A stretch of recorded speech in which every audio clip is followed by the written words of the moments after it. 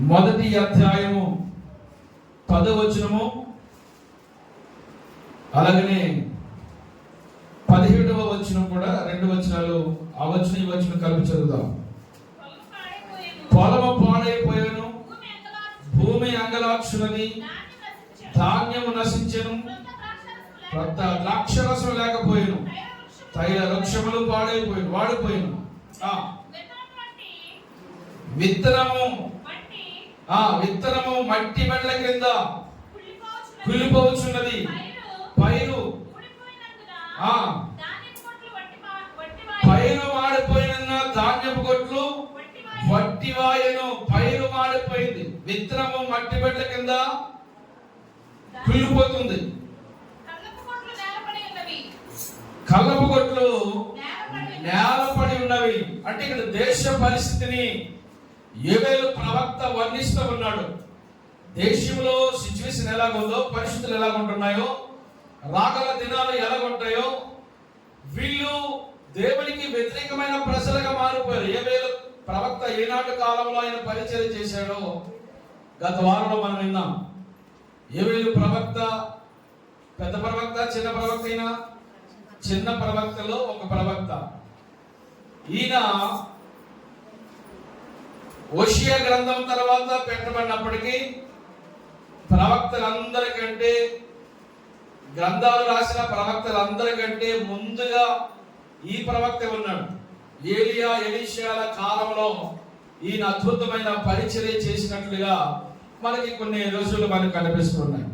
కనుక ఆనాటి కాలంలో ప్రజలు ఏ రీతిలో మారిపోయారంటే, ఎవరికి వాళ్ళు ఏమైనా తీరి, ఎవరి ఇష్టానుసారంగా వాళ్ళు, ఎవరికి నచ్చినట్లుగా వాళ్ళు, ఎవరు మనసుకు నచ్చినట్లుగా, ఎవరు జీవించాలనుకున్నట్లుగా, ఇటు పెద్దల భయం కానీ, దేవుని భయం కానీ, ఇక్కడ దేవుని మందిరం యొక్క సన్నిధానంలో వారు ఉండవలసిన క్రమ నియమాలు కానీ అన్ని నియమం తప్పి వారి ఇష్టానుసారంగా వెళ్ళిపోతున్న రోజులవి ఆనాటి కాలంలో. అప్పుడు యోవేలు ప్రవక్త వచ్చి, ఎవరైనా పెతుయేలు కుమారుడైన యోవేలుకు ప్రత్యక్షమైన యెహోవాకు, పెద్దలారా ఆలకించండి, దేశపు కాపురస్తులారా వినండి, మీరందరూ చెవికి వినండి, ఇలాంటి దినములు మీ దినంలో కానీ, ఇలాంటి సంగతులు మీ దినంలో కానీ, మీ పెద్దల దినంలో కానీ జరిగినవా వినండి ఒకసారి. దేశ పరిస్థితులు ఎలా ఉన్నాయో, దేశ పరిస్థితులు భయంకరమైన శత్రుమూకలు అలుముకుని ఉన్నాయి. దేశాన్ని విచ్ఛిన్నం చేయబోతున్నారు. చీకటి అంధకారంలోకి వెళ్ళిపోతూ ఉన్నది దేశం. భయంకరమైన దినాలు రాబోతున్నాయి. మీరందరూ ఏక స్వరముతో దేవుని మాట వినాలి. దేవుని వాక్యానికి మీరు అనుకూలంగా ఉండాలి. పొలం ఏమైపోయి ఉన్నదంట? పొలము పాడైపోయింది. పొలము పాడైపోయింది. భూమి అంగలారుస్తూ ఉంది. వర్షం లేదు. ధాన్యం నశించిపోయింది. ధాన్యం నశించిపోయింది. ఇదిగో మట్టి బెడ్ల కింద విత్తనం ఏమైపోతుందంట? కుళ్ళిపోయింది. మట్టి బెడ్ల కింద విత్తనము వృద్ధి అవ్వాలి కానీ కుళ్ళిపోకూడదు కదా. విత్తనం ఎందుకు వేస్తాడు పొలంలో? అది మొలకయి, పైరయి, పట్టకొచ్చి అది కుటుంబానికి ఉపయోగపడాలని విత్తనం వేస్తాడు. కానీ వేసిన విత్తనం ఏమైపోయింది? కుళ్ళిపోతూ ఉంది.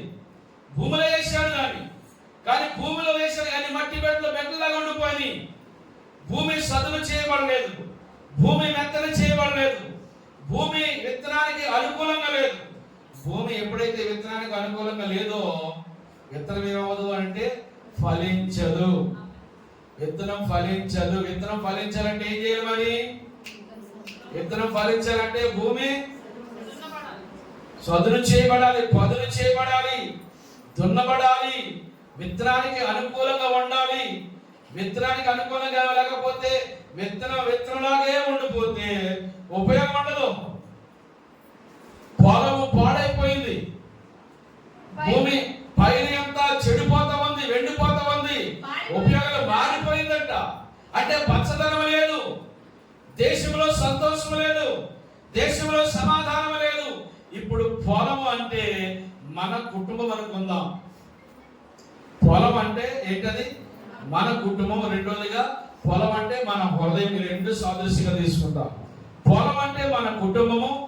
పొలం అంటే ఏంటన్నాను? రెండోది అది మరి నీ సంగతి. పొలం అంటే కుటుంబం, పొలం అంటే మన హృదయం. ఈ హృదయం అనే పొలం ఏం చేయబడాలంటే ఇది సదును చేయబడాలి, మెత్తన చేయబడాలి. దేవునికి మహిమ కలుగును గాక. ఈరోజు ఇవ్వడం టైం ఏంటంటే మీ హృదయం అనే పొలము తడపబడి విత్తనం బ్రతకడానికి వీలుగా ఉందా? మీ హృదయం అనే పొలము తడపబడి ఏం చేయబడి తడపబడి విత్తనం వేయడానికి బ్రతకడానికి వీలుగా అనుకూలంగా ఉందా? ఒకవేళ వీలుగా లేకపోతే ఏమవుద్ది? బ్రతకదు. పొలం అంటే హృదయం అన్న, విత్తనం అంటే దేవుని వాక్యం. ఆమేన్. విత్తనం అంటే ఏంటి? దేవుని వాక్యం. దేవుని వాక్యము సజీవమై రెండంచులు కలిగిన ఎటువంటి ఖడ్గమ కంటే వాడగలదై ప్రాణాత్మ కేకలను మూలను విభజించినంత మట్టుకు లోనికి వాక్యాన్ని ఏం చేయనివ్వాలంటే తోరనివ్వాలి. ఆమేన్. వాక్యం లోపలికి వెళ్ళాలి. వాక్యం పై పైన కాదు, వాక్యం గోడల మీద కాదు, వాక్యం బైబిల్ మట్టుకే కాదు, వాక్యం ఎవరి దగ్గర ఉందనుకోవడం కాదు, వాక్యం మనలో ఉండాలి. వాక్యం దినదినం మనలో బ్రతకాలి. చాలా గృహాల్లో వాక్యం ఏమైపోతుంది తెలుసా? కుళ్ళిపోతుంది. అంటే ఉపయోగం లేకుండా మారిపోతుంది. వాక్యం ఒక పక్కని, వాక్యం ఒకలాగా, జీవితాలు ఒకలాగా, వాక్యానుసారమైన జీవితాలుగా ప్రతిరోజు మన గృహాలు బ్రతకాలి. ఆమేన్. వాక్యం చేత బ్రతకాలి మనం. వాక్యం లేకపోతే వాక్యమే మనకి ఏమైంది? జీవాహారం. జీవాహారము. ఈ వాక్యం లేకపోతే ఏమైపోతుంది? మనలో జీవం ఉండదు. పేరుకు మాత్రము జీవిస్తున్న వాళ్ళ పేరు మాత్రం ఒకవేళ ఉంటే ఉండొచ్చు. ఒక ఆయన అన్నాడు పేరు గొప్ప అంట. మీరు చెప్పండి. ఊరు పేరు ఎలా ఉంది? మరి ఊరు అలా ఉంటే ఉపయోగం లేదు. మన పొలాలు, ప్రతి పొలము దున్నబడాలి, ప్రతి పొలము సదును చేయబడాలి, ప్రతి పొలము తరపబడాలి. విత్తనానికి అనుకూలంగా మన పొలాలు మార్చబడును గాక. ఎప్పుడైతే అలాగా మార్చబడిందో మన పొలము, మన గృహాలు అది 30 గాను 60 గాను 100 గాను ఫలిస్తుంది. మనం ఫలభరితులుగా మార్చబడతాం. ఫలభరితం అంటే బాగుంటాం అంటే ఆస్తి పరంగానో లేకపోతే ధన పరంగానో ఇతరత్ర కార్యాల పరంగానో మేము బాగానే ఉన్నాం అనుకోవడం కాదు. ఆధ్యాత్మికంగా ఎండిపోయే స్థితిలో మనం ఉండకూడదు. అందుకని జీవిస్తున్నామన్నా మనం ఏం చేస్తున్నాం? పేరు కాదు, లేవాలి. మనం మన స్థితులు మార్చుకోవాలి. దేశ పరిస్థితులు బాగోలేదు, రాష్ట్ర పరిస్థితులు బాగోలేదు, రాజకీయ పరిస్థితులు బాగోలేదు. ప్రపంచంలో ఎక్కడ చూడండి, ఎక్కడ చూసిన మత కొల్లు, ఎక్కడ చూసిన రాజకీయమైన విభేదాలు, వర్గాల మధ్యలో, వ్యక్తుల మధ్యలో అనేక రకమైన విభేదాలు. దేశ పరిస్థితి చాలా భయానకంగా ఉంది. దేవుని బిడ్డలుగా మనం ఏం చేయాలి తెలుసా? మనం బ్రతకాలి. ఆమేన్. దేవుళ్ళో మనం ఏం చేయాలి? దినదినము చనిపోచున్నాను, యేసుక్రీస్తులో బ్రతుకుచున్నాను. దినదినము చనిపోచున్నాను, యేసుక్రీస్తులో. ఎక్కడ బ్రతకాలి మనము? క్రీస్తులో బ్రతకాలి, దేవుళ్ళో బ్రతకాలి, సంఘములో బ్రతకాలి, సమాజంలో బ్రతకాలి. చచ్చిన జీవుల్లాగా, ఎవడ మృతతుల్యమైన శవాలాగా పడి ఒక ఎముకల లోయలాగా జీవితాలు మారిపోకూడదు. అలాంటి ఆధ్యాత్మికమైన నిద్రలోని ఈ రోజున సమాజం మారిపోతుంది. మనం బ్రతకాలి, మనతో పాటు అనేకుల్ని బ్రతికింప చేయాలి. మనం జీవించాలి, మనతో పాటు అనేకుల్ని జీవింపజేయనివ్వాలి. అనేక కుటుంబాలు మనం కట్టే వ్యక్తులుగా ఉండాలి. ఆమేన్. దేవుని స్తోత్రం కలుగాక. మట్టి బట్టల కింద విత్తనం ఏమవుతుందంటండి? కుళ్ళిపోవచ్చు. విత్తనం బ్రతకాలి. విత్తనం బ్రతితేనే అభివృద్ధి. ఆమేన్. విత్తనం బ్రతితేనే సంతోషం, విత్తనం బ్రతితేనే మనకు తృప్తి, విత్తనం బ్రతితేనే ఆశీర్వాదం. కానీ విత్తనం ఏమైపోతుంది? ఇక్కడ దేశ పరిస్థితులు ఎంత భయానకంగా ఉన్నాయో. విత్తనము మట్టి బట్టల కింద ఏమవుతుంది? అది కుళ్ళిపోతుంది. ఆత్మ చేత మన జీవితాలు ఏం చేయబడాలంటే తడపబడి దేవునికి అనుకూలంగా మనం మలచబడదుము గాక. అందరూ దేవుని స్తోత్రం చెబుదాం. అపోస్తలుల కార్యాలు 2వ అధ్యాయంలో 14వ వచనంలో, అపోస్తలుల కార్యాలు 2వ అధ్యాయం 14వ వచనంలో, అయితే పేతురు ఆ 11 మందితో కూడా లేచి నిలిచి బిగ్గరగా వాడుతూ ఇట్లా అంటున్నాడు, యోదయ మనుషులారా, యెరూషలేములో కాపురమున్న సమస్త జనులారా, ఇది మీకు తెలియదాక వినండి. మీరు ఊహించినట్లు మీరు మత్తులు కాదు, పొద్దుపడి జామైన కాలేదు కదా. 2000 ప్రవచించారు కదా ప్రవక్త. ఆ ప్రవచించిన ప్రవచనం నెరవేర్పు ఇదిగో ఇక్కడ జరుగుతూ ఉంది. దేవునికి మహిమ కలుగును గాక. 2000 ప్రవచించిన ప్రవచన వాక్యాలు ఎక్కడ నెరవేరుతున్నాయి? ఇదిగో కొత్త నిబంధనలో ఈ పెంతెకొస్తు పండుగ దినమందు 120 మంది వారి మీద పరిశుద్ధాత్ముడు వచ్చినప్పుడు వారు అన్య భాషలతో వారు మాట్లాడసాగారు. అమ్మా దేవుని స్తోత్రం కలుగును గాక. వారు మాట్లాడసాగారు. అందరూ కూడా ఆత్మచేత నింపబడ్డారు. అందరూ కూడా ఆత్మచేత నింపబడ్డారు. లోకం ఏమనుకుంటుంది? వీళ్ళని మత్తులై ఉండాలనుకుంటుంది. లోక సంబంధమైన మత్తులు వీళ్ళు ఉన్నారు, ఏదో తాగి వచ్చారనుకున్నారు. కానీ ఆ మత్తు కాదు. ఇది ఏ మత్తుది? ఆత్మీయ మత్తు. ఆమేన్. ఆత్మీయంగా మనం ఎలా ఉండాలో తెలుసా? సమాజం ఏమనుకుంటే అనుకోని, ఎవరు ఏమనుకుంటే అనుకోని, మనం చేయవలసిన భక్తి నియమ క్రమాలన్నీ కూడా ఆధ్యాత్మికంగా చేసుకుంటూ వెళ్ళిపోతామే. అది ఒకవేళ సమాజానికి అర్థం అవ్వచ్చు, అర్థం కాకపోవచ్చు. ఒకవేళ సపోర్ట్ చేయొచ్చు, దాన్ని ప్రతికూలంగా మన మీద ఏదైనా వేయచ్చు. ఒకవేళ ఏ రకమైన కానీ మనం ఉండవలసిన వాక్య నియమ క్రమంలో మనం ముందుకు వెళ్ళాలి. వాక్యానుసారమైన జీవితాన్ని కలిగి మనం ఉండాలి. వీళ్ళు ఏమనుకుంటున్నారు? ఇది లోకమత్తు, లోకంలో ఏదో తాగి ఇలా మత్తుకున్నారనుకున్నారు. కానీ అయ్యా పొద్దుపడి జామైన కాలేదు. మీరు ఉంచినట్లు వీళ్ళు మరి ఏమని చేశారు? వీళ్ళందరూ కూడా ఆత్మ చేత నింపబడ్డారు. ఆమేన్, ఆమేన్. దేవుని ఆత్మ మనల్ని ఉచ్చరింపగానే సత్యముతో నూరుస్తూ ఎలా ప్రార్థన చేయాలో, ఎలా జీవించాలో, ఎలా నడిపించబడాలో, ఎలా సాక్ష్యాన్ని కాపాడుకోవాలో, ఎలా సమాజానికి చూపించుకోవాలో పరిశుద్ధాత్ముడు మనం ఏం చేస్తాడు తెలుసా? నడిపిస్తాడు. పరిశుద్ధాత్మ యొక్క నడిపింపులో మనం ఉండాలి. అందుకని 7000 ప్రవచించిన ప్రవచన వాక్యాలు ఇదిగో ఈ కొత్త నిబంధనలో వీరి యొక్క సమక్షంలో నెరవేరినట్లు మనం చూస్తూ ఉన్నాం. వీరు బ్రతికేలా చచ్చారు. వీళ్ళు అప్పుడు వరకు చచ్చి ఉండొచ్చు, కానీ ఇప్పుడు ఏం చేశారు? వీళ్ళు బ్రతికారు. పేతురు గారు గతంలో చచ్చిపోయాడు. యేసుక్రీస్తు ప్రభువు బొగ్గినప్పుడు ఏమయ్యాడు? అక్కడ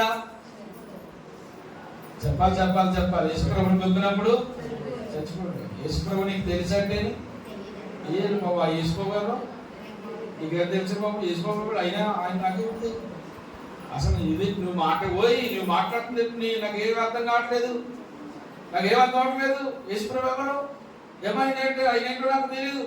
ఎంత అట్టగా మోగేశాడు.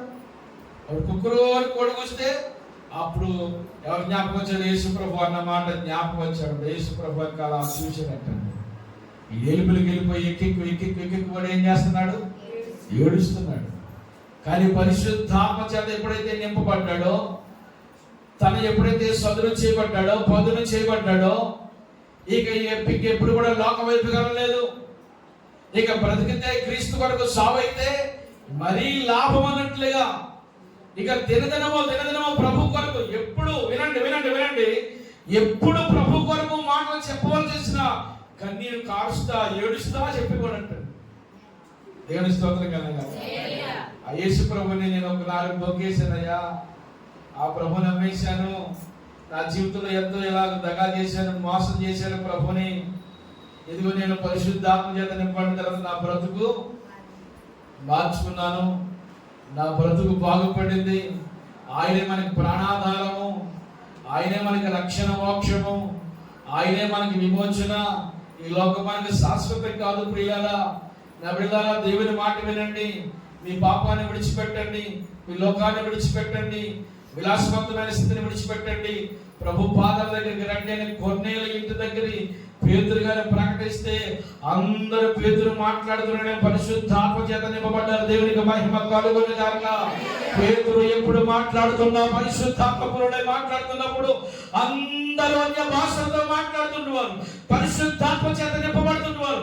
ఒక పరిశుద్ధాత్మ జ్వాల ఆనాటి కాలంలో వారు ఎక్కడ ప్రవచించినా, ఎక్కడ ప్రకటించినా, ఎక్కడ వాక్యం చెబుతున్నా వారి జీవితాలు ఎవరి పశ్చాత్తాపంతో నిండిపోతూ ఉండేవి. ఎంత వాక్యం విన్నా, ఎన్ని మాటలు విన్నా అది లోపలికి వెళ్ళకుండా ఏమవుతుంది? విత్తనము కుళ్ళిపోతుంది, చచ్చిపోతుంది. ఎవరి విత్తువాడు విత్తుతూ ఉన్నాడు విత్తనాలు. కొన్ని ఏమో ఎక్కడ పడ్డాయి? త్రోవ పక్క పడ్డాయి. కొన్ని రాతి నేల పడ్డాయి. కొన్ని ముళ్ళ పొదలో పడ్డాయంట. హలో, విత్తింది ఒకడే. హలో, వింటున్నారా? విత్తింది ఎంతమంది?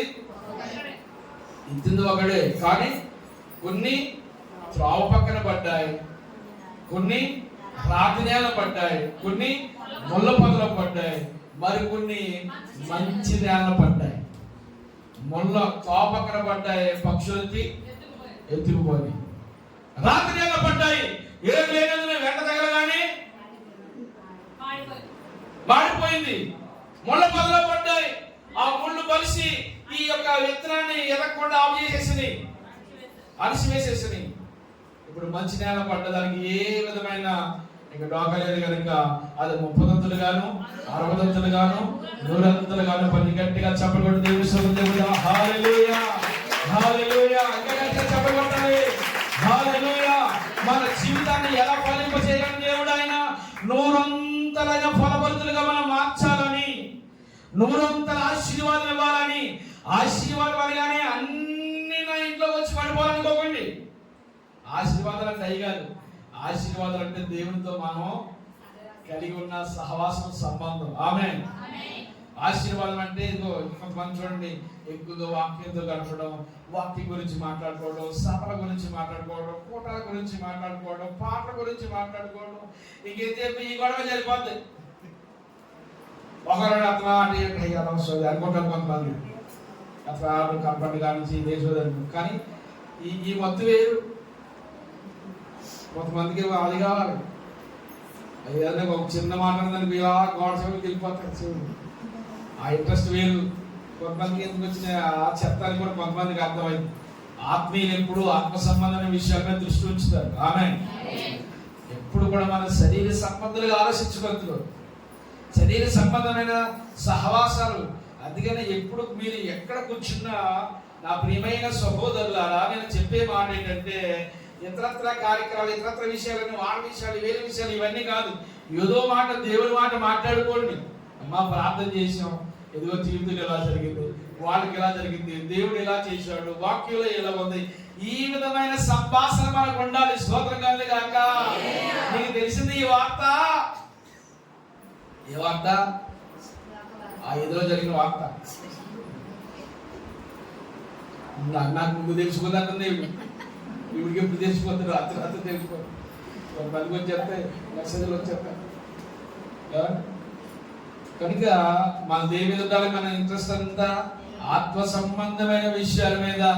ఏమండి, మనం ఏ విధమైన ఆశ ఉండాలి? దినదినమో దేవుని వాక్యం మనలో బ్రతకాలి. ఆమేన్. దేవుని వాక్యం మనలో బ్రతకాలి. దేవుని వాక్యం మనలో బ్రతుకుతుందని సమాజానికి అర్థం కావాలి. దేవుని వాక్యానికి భిన్నంగా నువ్వు వెళ్తుంటే అది బ్రతుకునంట చచ్చినట్ట? బ్రతుకునంట చచ్చినట్ట అన్నాను. చచ్చినట్టే దేవుని వాక్యాన్ని. అందుకని మీ వల్లే కదా నా నామము అన్య జనుల మధ్యలో దూషించబడుతుంది. మీ వల్లే. నువ్వు ప్రభు బిడ్డవు, దేవునికి చెందిన వ్యక్తివి. దేవుని నామాన్ని మనం ఏ రోజున కూడా దేవుని నామానికి ఘనత రాకపోయినా పర్లేదు. నీ వల్ల దేవుని నామానికి నీ వల్ల ఘనత రాకపోయినా పర్వాలేదు, కానీ అవమానం మాత్రం రాకూడదు. ఎక్కడ పడిపోతున్నామో, ఎక్కడ లాంగ్ ట్రాక్లు వెళ్తున్నామో, ఎక్కడ మిస్టేక్ జరుగుతుందో అక్కడ మనం సరి చేసుకుని మళ్ళీ మనం బ్రతకాలి. దేవుల్లో ఆ వాక్యాన్ని మనం బ్రతికింప చేయాలి. ఆమేన్. మనలో బ్రతకని వారి వాక్యాన్ని. ఇది వాక్యము. విత్తనం ఏమవుతుంది? మట్టి పెట్టల కింద కుళ్ళిపోతూ ఉంది. విత్తనం మట్టి పెట్టల కింద కుళ్ళిపోతుంది. ఆది కాండం చూడండి, ఒక వచనం చదువుదాం. ఆది కాండం 42 అధ్యాయం 1వ వచనం చదవండి. ధాన్యము ఐగుప్తిలో. ఆ అమ్మాయి ఎంత చేస్తుంది అడగలేదు. ధాన్యము ఐగుప్తిలో యాకోబు తెలుసుకొని మీరేలా ఒకరి ముఖం ఒకరు చూసుకుంటున్నారు? చాలు ధాన్యం ఎక్కడ ఉందంట? అదే చెప్పండి, ధాన్యం ఎక్కడ ఉంది? అదే చెప్పండి, ధాన్యం ఎక్కడ ఉంది? ధాన్యం ఐగుప్తులోనే ఉంది, ఎక్కడ లేదు. సుమారు ఆ చుట్టుపక్కల ఆ రోజుల్లో ప్రపంచ దేశాల్లో నెంబర్ 1 దేశం ఐగుప్తు దేశం. ప్రపంచ రాజ్యాల్లో కూడా ఒకటిగా పిలువబడుతుంది. ఆ తర్వాత అశ్షూరు దేశం మనకు అశ్షూరు రాజ్యం కనపడుతుంది. అయితే ఇప్పుడు ధాన్యం ఎక్కడ ఉంది? ఐగుప్తులో ఉంది. ఐగుప్తులో వాళ్ళు ఏమన్నా దేవుని ఆరాధించే ఆరాధకులా? ఐగుప్తులో ఏమన్నా వారు క్రమమైన మనుషులా? సూర్యదేవుని ఆరాధకులు గాను, నైలు దేవతలు ఆరాధించేవారు గాను, ఇతరత్ర విషయాల్లో మాంత్రిక విద్యలు, ఇలాగ చిల్లంగితనాలు, ఇలాంటివన్నీ ఐగుప్తులో ఉంటాయి. కానీ ధాన్యం ఎక్కడ ఉంది? ఐగుప్తులో ఉంది. 5వ వచనం చదవమ్మా. 5వ వచనము. కరువు కనాను దేశంలో. చూడండి, అంత రివర్స్ గా కనబడతా ఉంది. Hello, reverse. ధాన్యమేమో ఐగుప్తులో ఉంటే కరువు కనాను దేశంలో. మరి దేవుడు ఈ దేశానికి వాగ్దానం చేసి కరువు అనుకోకుండా ఉన్న దేశం ఉంటుంది. ఆహారం కానీ వస్త్రాలు కానీ వారికి ఏ విధమైన లోటు ఉండదు. త్వరకరి వర్షము కడవరి వర్షం దాని కాలంలో పడతాయి. కానీ ఇప్పుడు ఇది కరువు అనుకోకుండా దేశము సంవత్సరాలు మొదలుకుని సంవత్సరాంతం వరకు యెహోవా కనుదృష్టి నిలిచే దేశం ఉంది. కనుక ఇలాంటి అద్భుతమైన దేశంలో ఏమొచ్చింది? ఇప్పుడు కరువు. కనాన్లో కరువు వచ్చింది, ధాన్యమేమో ఐగుప్తు దేశం ఉంది. అసలైన విషయం ఏంటంటే, ఇక్కడ ఆరాధించే ఆరాధకుడు, దేవుడికి ఇష్టమైన వాడు, వాక్యం చేత జీవించేవాడు, కళ కనేవాడు, మహారాజు, దేవునితో సహవాసం చేసే వ్యక్తి ఐగుప్తు దేశం వెళ్ళిపోయాడు. ఐగుప్తు దేశానికి అమ్మేశారు. ఎవరు? అన్నలు అమ్మేశారు. ఎవరమ్మా అంతా? బయట ఎవరు అమ్మేశారు? మన వాళ్ళు మన సిలివేసేస్తారు. బయట రావాలి తెలుసా? నా అవకాశం ఇవ్వాలి కానీ నేను రోడ్డు మీద వేసేస్తారు సిలువ. ఏ విధమైన ప్రేమ చూపించారా యేసు మీద? యేసు మీద ప్రేమ. అందరికంటే చిన్నోడు కదా, గారముగా సుమారుగా పెరుగుతున్నవాడు కదా. ఏమాత్రమైన యేసు మీద జాలి, దయ ఇలాంటి ఏమైనా చూపించారా? ఎంత విచక్షణ రహితంగా యేసు పట్ల వ్యవహరించారో వాళ్ళు. వ్యవహరించి భయంకరమైన రీతిలో యేసును చితకబాది కొర ప్రాణంతో నీళ్ళని గోతులో పాడేస్తే మళ్ళా అందులోంచి బయట తీసి మళ్ళా ఆ యొక్క మిద్యానీయునికి అమ్మేశారు వాళ్ళు.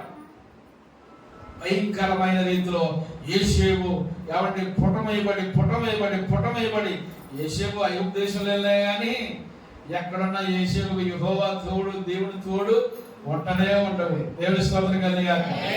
యేసేపు పక్షంగా అన్నం లేరు. హలో, అన్నం లేడు యేసేపు పక్షంగా, తండ్రి లేడు యేసేపు పక్షంగా, తల్లి లేదు యేసేపు పక్షంగా, బంధువులు లేరు యేసేపు పక్షంగా, తన జాతి వారు లేరు యేసేపు పక్షంగా, ఎవరు యేసేపు పక్షంగా లేరు. కానీ యేసేపు పక్షంగా దేవుడు ఉన్నాడు. గట్టిగా సభలో దేవుని స్తోత్రం చెబుదాం. హల్లెలూయా.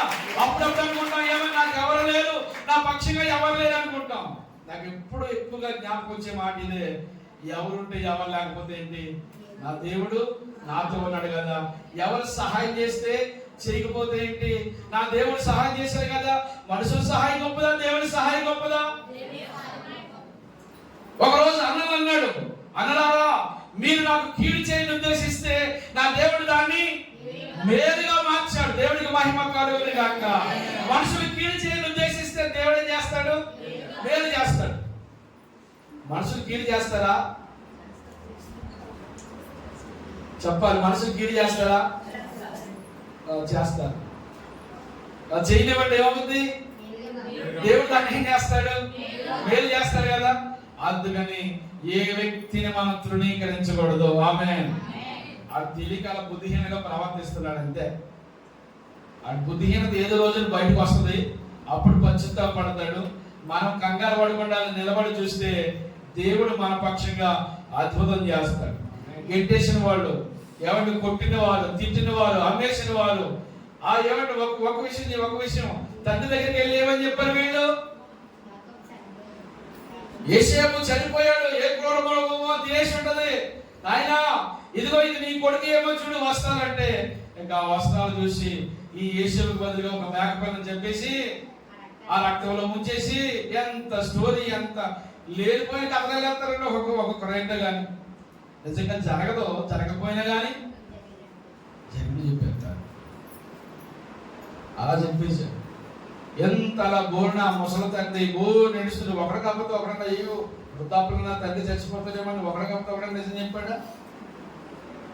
ఎంత దుర్మార్గంగా వ్యవహరించారు. ఒక రోజున యేషేవు కాళ్ళ దగ్గర వాళ్ళు సాష్టంగా నమస్కారం చేస్తారు. దేవుడి స్తోత్రం కలిగాక భూదిగంతా నీకు సొత్తుగా దేవుడు ఇస్తాడు. ఆమేన్. దేవుడు చేసిన ఆశ్చర్యమైన కార్యాలు కళ్ళారా మనం ఎదురు చూడాలంటే దాని కొరకే మనం నిలబడాలి. దేవుని వాక్యం ద్వారా మనం ప్రతిరోజు జీవిస్తూ ఉంటుంటే ఈ వాక్యమే మన జీవితంలో ఒక రోజున ఎత్తైన స్థానానికి మనల్ని తీసుకుని వెళ్తుంది. ఎత్తైన ఎవరి స్థానంలో దేవుడు మనం ఉంచుతాడు. కనుక దేవుని వాక్యము మనలో ఎప్పుడు ప్రతిరోజు ఏం చేయాలి? ఇప్పుడు వాక్యముతో ఉన్న వ్యక్తి ఎక్కడ ఉన్నాడు? ఇప్పుడు ఐగుప్తు దేశంలో ఉన్నాడు. కుట్రతో ఉన్న వాళ్ళందరేమో కనాలో ఉన్నారు. ఇప్పుడు ధాన్యం అక్కడికి వెళ్ళిపోతే ఇక్కడ ఉన్నదంతా సమృద్ధి అంతానే ఐగుప్తుకి వెళ్ళిపోతుంది. చప్పలు కూడా దేవుని స్తోత్రం చెబుదాం. హల్లెలూయా. అడుగులో సింహం పిల్లైన ఆకలి కొట్టదు కానీ ఆయన నమ్మని బట్టలు ఏ రోజు ఆకలి కొంటాడు, పసులు ఉంచాడు. ఒకవేళ ఒకవేళ మిస్టేక్లు బలహీనతలు ఏదైనా రావచ్చు, 7 బాధలు కలగవచ్చు. 7 ఆటల నుండి కూడా దేవుడు ఏం చేస్తాడు? మనల్ని తప్పిస్తాడు. యేషేపు ఏ ప్రదేశానికి వెళ్తే ఆ ప్రదేశాన్ని ఏం చేశాడు దేవుడు? యేషేపుని బట్టి వాళ్ళని బట్టి కాదు. ఐగుప్తు దేశం ఆశ్రయించబడిందంటే వాళ్ళని బట్ట, వాళ్ళు చేసిన పూజలు, వాళ్ళు చేసిన ఆరాధనలు, వాళ్ళు చేసిన క్రమాన్ని బట్ట కాదు. ఎవరిని బట్టి? యేషేపుని బట్టి. యేషేపు ప్రతిరోజు వాక్యముతో ఉతక స్నానం చేయబడుతూ ఉండేవాడు. మంచి కళ్ళగంట ఉండేవాడు. దర్శనాలు చూస్తూ ఉండేవాడు. భవిష్యత్తు గురించిన విషయాల మీద ఎక్కువగా అవగాహన ఉంటూ ఉండేది. మనకు భవిష్యత్తు గురించిన కళ ఉండాలి. భవిష్యత్తు గురించిన కళ ఉండాలి. మనకి ఈ లోకం ఎవరికి శాశ్వతమైంది కాదు. అసలైన శాశ్వతమైన ప్రదేశం మనకి దేవుడు ఏర్పాటు చేశాడు. ఆ రాజ్యాలకు వెళ్ళిపోతాం మనం ఒక రోజు. ఆమె ఎక్కడ రాజ్యం అంటారు కానీ ఇంటికి జాగా తినేసి పడుకుంటే ఏ పాటు ఉంటాం. మనకి ఈ విధమైన దృశ్యాలు కనపడతాయి. ఉపాసం ఉండదు కదా రేపు నుంచి ఈ దృశ్యాలు కనపడతాయి. ఎక్కడ ఏ ప్రదేశంలో చేపలు బాగుంటాయి, ఎక్కడ ఏ మటన్ బాగుంటుంది, ఏ తరకాయలు బాగుంటాయి, ఏ బాగుంటాయి. ఇంకెక్కడి నుంచి భవిష్యత్తు గురించి నేను కలగనాలి. మనం సంఘం రాబోతున్న దినాల్లో ఎలా ఉంటుందో కలగనాలి. ఆమె సహోదరుడు అన్నాను నాతో, మన సంఘం ఎలా ఉంటుంది రాబోతుంది పెద్ద చర్చ కట్టేస్తారన్నాను. ఆమె నా దర్శనం కూడా అదే. ఆమె చెబుదాం. ఆమె ఆ ప్రాంతం అంతా దేవుడు మనకి ఇచ్చేస్తాడండి. అదంతా మనకి ఇలాంటి చెప్పాలి. మనకి ఎందుకంటే అప్పుడు కప్పులు అయిపోయినాయి, అప్పుడైపోతున్నాయి, సీట్లు అట్లా మొత్తం మనకి ఎందుకు గొడవకూడదు, ఎక్కువ ప్రోత్సహించాలి. ఎవడు మన నోటుతో ఏ మాట పలికితే దేవుడు అది మన సొత్తు చేస్తాడు. దేవుడు స్తోత్రంగానే లేక ఆక్రమించుకోవాలని కాదు దాని అర్థం. దేవుడు మనకి భూమికి అంతాన్ని దేవుడు నీకు ఏం చేస్తాడు? సొత్తుగా ఇస్తాడు. దేవుడికి స్తోత్రంగానే కాక అబ్రహాముని దేవుడు అన్నాడంటే, అబ్రహాము నీకు ఎంత నేల కావాలో నడిచిపోయే ప్రదేశం అంతా ఇచ్చేస్తాడు. ఎంత నేల కొనుక్కోవడం కాదు, అబ్రహాము ఎంత నేల నడిచిపోయాడో ఆ నేలంతా అబ్రహాము అయిపోయింది. చెప్పకూడదు. దేవుడి స్తోత్రం చెబుదాం. హల్లెలూయా, హల్లెలూయా, హల్లెలూయా. అబ్రహాము ఎంత నేల నడిచాడో, నడిచిన నేల అంతా ఎవరికి ఇచ్చేసాడు? అబ్రహాముకి. కురుకున్నాడు ఆయన. నడిచిపోతామే ఇక్కడి నుంచి రాజమండ్రి దాకా పోయాడనుకో, ఇది అందించేస్తాడు. ఇలాగ ఆయన ఓపుకొని నడాలైతే నల్ల బాబు నాకు బొద్దు బాబు అనుకుంటే గాబు చేశాడు. అయితే నడిచిన నేలంతా అబ్రహాముకి దేవుడు ఇచ్చాడు. దేవుడు ఎంత మంచోడండి. మన శత్రువుల కంటే మంచోడు. ఆమె మన పగవారి కంటే మంచోడు. అమ్మ చెప్పండి. మన ద్వేషించే వారి కంటే మంచోడు. మన దేవుడు ఎవరి సమస్తం మనకి సమకూర్చి ఇచ్చేవాడు. సమకూర్చువాడవయ్యా నీ పిల్లలకు, సమకూర్చువాడవయ్యా నిన్ను మాత్రమే నేనమ్మానయ్యా, నీవు మాత్రమే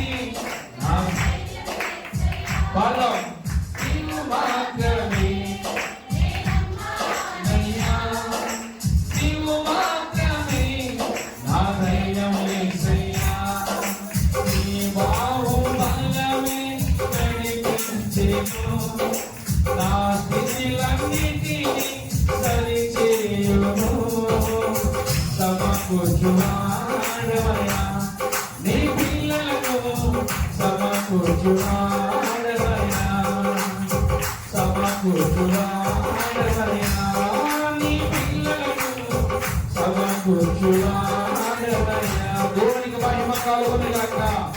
కనుక ప్రతిరోజు మనం ఏం చేయాలి? దేవుల్లో బ్రతకాలి, వాక్యం మనలో బ్రతకాలి.